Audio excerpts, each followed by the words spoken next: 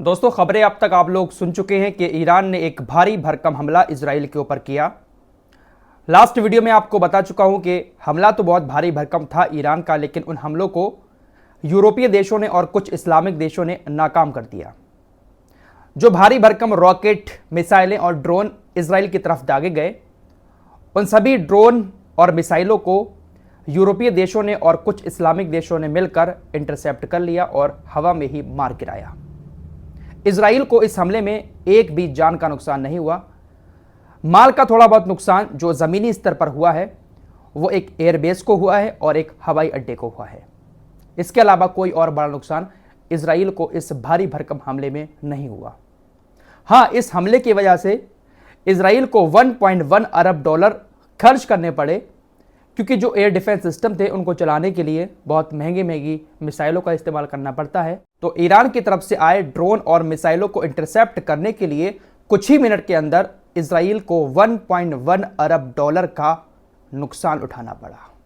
इतना खर्च करने के बाद ईरान के हमले को इजराइल रोक पाया। वैसे अकेले इजराइल की बस की बात नहीं थी, अगर ये यूरोपीय देश, अमेरिका और जॉर्डन जैसे देश सामने ना आए होते। बड़ी खबर आ रही है कि जॉर्डन के राष्ट्रपति और जॉर्डन के प्रशासन की तरफ से एक बात कही गई है कि देखिए, हमने ईरान की तरफ से आए रॉकेट और ड्रोन को, मिसाइलों को रोका तो है, लेकिन वो सिर्फ और सिर्फ अपने देश के नागरिकों की सुरक्षा के लिए। जॉर्डन उसी तरह की रणनीति अपना रहा है जो रणनीति पोलैंड अपनाता है रूस को लेकर। जब रूस हमला करता है यूक्रेन के ऊपर तो पोलैंड उसको बीच में आकर रोकने की कोशिश करता है और बाद में सफाई पोलैंड की तरफ से यह दी जाती है कि भाई, हम तो अपने देश के नागरिकों को बचाने के लिए इन हमलों को रोक रहे हैं, हमको इस युद्ध में थोड़ी ना है। यही काम जॉर्डन की तरफ से किया जा रहा है। बहुत सारी मिसाइलों को, बहुत सारे ड्रोन को सबसे ज्यादा इजराइल के बाद किसी ने रोका है तो वो जॉर्डन है। जॉर्डन खुलकर कह सकते हैं इजराइल के सपोर्ट में आया ईरान के इस हमले के खिलाफ। तो जब ऐसे ऐसे दोगले लोग होंगे तो क्या ही कोई कामयाब हो पाएगा। फिलहाल ईरान की तरफ से साफ कह दिया गया है। ईरान के जो चीफ ऑफ स्टाफ हैं उन्होंने कहा कि हमारा बदला पूरा हुआ, हमारा हमला भी ख़त्म हुआ, अब हम इजराइल के ऊपर कोई भी हमला नहीं करेंगे। इजराइल ने दमिश्क के अंदर हमारे दूतावास पर जो हमला किया था, हमें उसका जवाब देना था, और रात जो हमने एक भारी भरकम अटैक किया है इजराइल के ऊपर, यहाँ से हमारा बदला पूरा हो जाता है। अब हम इजराइल के ऊपर कोई हमला नहीं करेंगे। इंटरनेशनल कानून के मुताबिक हमें इस बात का पूरा हक है कि हम अपनी और अपने देश की जनता की रक्षा करने के लिए अपने ऊपर हुए हमले का बदला लें। वही हमने किया है और अब हमारा बदला खत्म हो चुका है। अगर इजराइल इसका जवाब हमारे ऊपर देता है हमला करके, तब हम दोबारा इजराइल के ऊपर हमला करेंगे, लेकिन अगर इजराइल हमारे ऊपर हमला नहीं करेगा तो अब हमारा यहां से मिशन खत्म होता है। ईरान इस भारी भरकम हमले के करने के बाद ऑफिशियली अब पूरी तरह से पीछे हट चुका है। ईरान ने कहा कि आपने लाल रेखा पार की थी और उसका जवाब हमें देना था, वो हमने दे दिया है। लेकिन दोस्तों, मुझे एक बात समझ ही नहीं आ रही है कि आखिर ईरान ने हमला करने से पहले सारी जानकारी पब्लिश क्यों की। जब से इजराइल ने हमला किया ईरान के दूतावास पर, तब से लेकर लगातार ईरान की तरफ से यही कहा जा रहा था कि जवाब बहुत तगड़ा दिया जाएगा। ईरान कोई भी एक्टिविटी अपने देश के अंदर कर रहा था, उसकी जानकारी ईरानी मीडिया पब्लिश कर रही थी। ईरान कहां कहां पर अपनी मिसाइलों को तैनात कर रहा है, ईरानी मीडिया बताई जा रही थी। ईरान कहां कहां पर अपने एयर डिफेंस सिस्टम को तैनात कर रहा है, ईरान की तरफ से बताया जा रहा था। तो जब पूरी जानकारी सामने वाले को देखकर हमला किया जाएगा, किस तरह का हमला होना है, इसकी पूरी जानकारी जब अमेरिका को पहले से होगी, तो आप कैसे उम्मीद कर सकते हैं कि वो हमला कोई बड़ा इफेक्ट डाल सकता है। कल रात ये जो हमला हुआ है, इस हमले से कुछ ही घंटे पहले अमेरिका ने पक्का वाला दावा किया था कि हमला कुछ ही घंटों के अंदर इजराइल के ऊपर होने वाला है। तो सारी जानकारी तो इन देशों को थी, इन्होंने सारी तैयारी पहले ही कर ली थी हमले को रोकने की। अगर ईरान बिना बताए, बिना कुछ कहे इजराइल के ऊपर कुछ एक्शन लेता तो शायद ज्यादा बड़ा इफेक्ट इस हमले का इजराइल के ऊपर हो सकता था। लेकिन दोस्तों, इजराइल हमला जरूर करेगा, और फिर मैं कहूंगा कि आप भी यही हैं और मैं भी यही हूं। इजराइल जो हमला करेगा, उस हमले में ईरान को बहुत तगड़ी चोट पहुंचेगी। इस बात को आप लोग मेरी याद सेव करके रख ले। नेतन्याहू ने साफ कह दिया है जो बाइडन से, लास्ट वीडियो में आपको बताया था, जो बाइडन ने कहा है कि आप संयम रखें, हमला ना करें अब ईरान के ऊपर।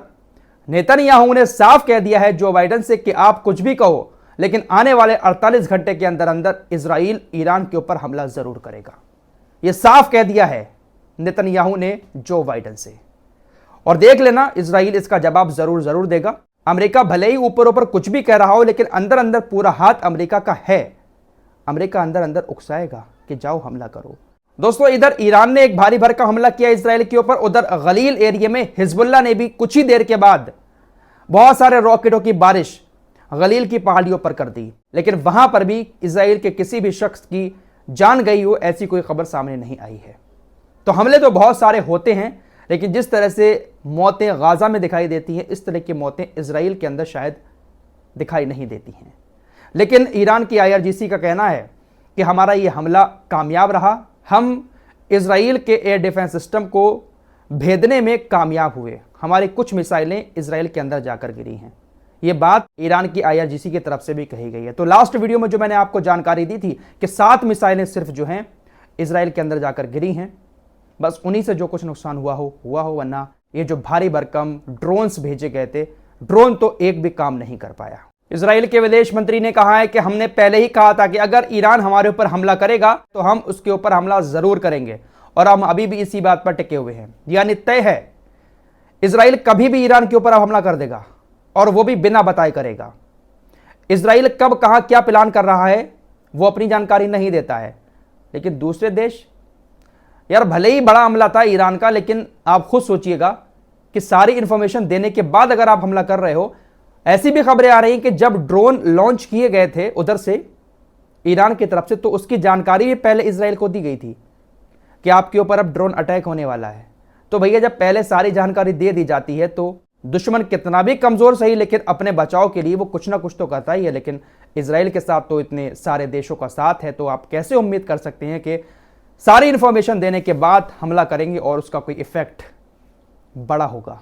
फिलहाल ईरान की जनता जो है वो बहुत ज्यादा खुश है ईरान के इस एक्शन से। तेहरान के अंदर लोगों ने सड़कों पर निकलकर बाइक से, कार से और पैदल खुशी में मार्च निकाला और आयतुल्लाह खामनेई के नारे भी लगाए। ईरान के अंदर बहुत दिनों से मांग उठ रही थी जब से हमला हुआ था कि आप हमला करें इजराइल के ऊपर, जवाब दे इजराइल को। फिलहाल 100 बात की एक बात यह है, मैं अपना पर्सनल ओपिनियन बताऊं, आपकी राय क्या है वो आप कमेंट बॉक्स में बता देना। मुझे ऐसा लगता है कि ईरान नहीं चाहता था कि हम जो भारी भरकम हमला कर रहे हैं इससे इजराइल को एक बड़ा नुकसान पहुंचे। ईरान ने यह जो भारी भरकम हमला किया है इसके पीछे का मकसद कहीं ना कहीं यह है कि ईरान दुनिया को अपनी ताकत का एहसास कराना चाहता है। ईरान अगर इस हमले को एकदम से करता, बिना बताए करता, तो शायद इसका इफेक्ट ज्यादा हो जाता। लेकिन ईरान ने सारी जानकारी देने के बाद हमला किया। ईरान को पता था कि हम हमला करेंगे तो हमारे हमले को इजराइल जरूर रोकेगा, लेकिन ईरान अपनी ताकत का एहसास करा देगा कि हमारे पास कितनी बड़ी ताकत है। अगर इजराइल को ज्यादा नुकसान होता, इजराइल में बहुत सारी मौतें होती, तो बहुत सारे यूरोपीय देश रोते हुए हमला करने के लिए चले आते, अमेरिका भी डायरेक्ट फिर अटैक करने के लिए तैयार हो जाता। तो शायद मुझे ऐसा लगता है कि इसके पीछे ईरान का यही मकसद था कि हमला करेंगे, ताकत का एहसास कराएंगे, लेकिन इतना बड़ा हमला नहीं करेंगे कि जिससे इजराइल में बहुत सारे लोग मारे जाएं और फिर युद्ध शुरू हो जाए। क्योंकि ईरान को शायद इस बात का अच्छे से एहसास है कि उसका साथ देने कोई भी देश नहीं आएगा। मुझे पर्सनली ऐसा लगता है। बाकी आप लोगों की क्या राय है कमेंट बॉक्स में आप लोग जरूर बताना। इस रिपोर्ट में इतना ही। खबरें और भी बहुत सारी आ रही हैं, चैनल को सब्सक्राइब करके रखें।